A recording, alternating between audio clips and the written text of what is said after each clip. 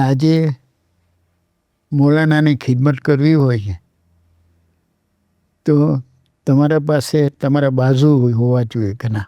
જી. તમારો વોઇસ એવો હોવો જોઈએ કે બધા સાથ આપે. જી. એમ ના હોય કે તમે અકેલા હોય. તમારા પોતાના માણસો ઘણા હોય. જી. કેમ કે મેં એક ચીજ જોયું, આપણા ઘરે જમણ બી થાય છે.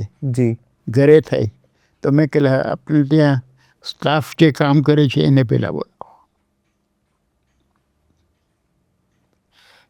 કેમ કે આપણે જે કમાણા છે એમાં એ લોકો ભાગી થાય છે. જી.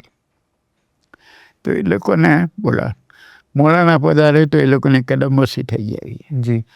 મેં સાહેબ માણસોની વાત આવી, આપે એમ શેર કીધું કે 500 જેટલા માણસો છે વધારે. કોઈ 600-700 બી થઈ જાય થાય તો કેમ કે ડેલી વેજીસ ઉપર રાખવા પડે બરાબર. મોટું કામ. તો એક કંપની સિંગલ મેનથી સ્ટાર્ટ થઈ અને यहाँ લગ પહોંચી, એટલું સ્કેલ, એટલું એફિશિયન્સી, તો શું સિક્રેટ સોર્સ છે મેં સાહેબ એટલા માણસોને એક સાથ એક વિઝન ઉપર ચલાવવાનું? માણસોને ઈમાનદારી હોય. માણસોને પણ તમે એમ ગણો કે આ માણસોના બદલ તમે કામ કરી શકો છો. જી.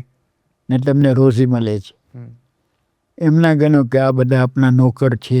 ઓફકોર્સ. એનું શું છે? જી.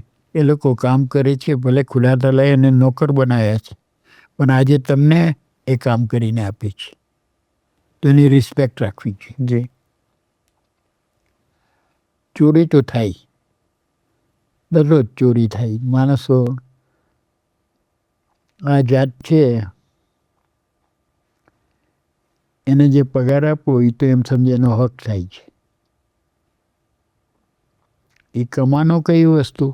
જે ચોરી કરે એ કમાનો.